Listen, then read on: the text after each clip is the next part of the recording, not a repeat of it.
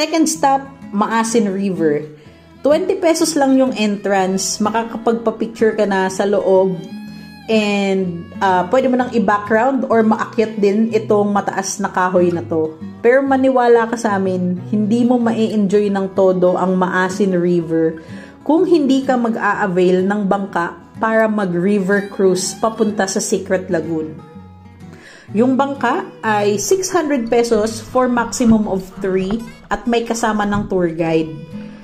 The river is 1.5 kilometers long hanggang Secret Lagoon.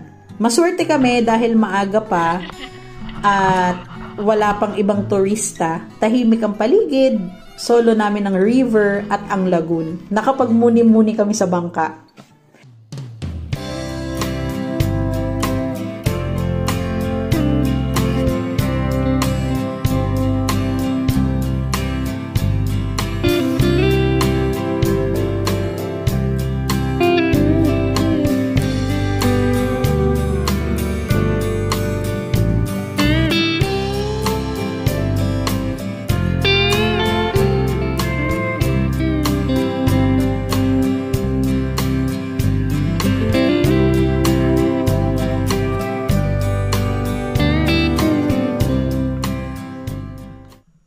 Pagdating sa dulo, merong mga tindahan.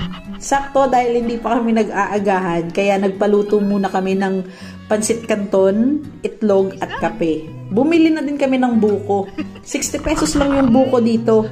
Murang-mura. 198 pesos lang lahat tong agahan namin. Solve na. Pagkatapos kumain, syempre, picture taking at swimming na sa Secret Lagoon.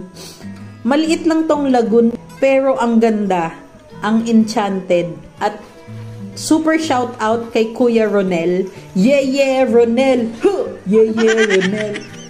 Buwis buhay siya para lang makakuha ng magandang picture. May paakyat pa ng puno yan si Sir.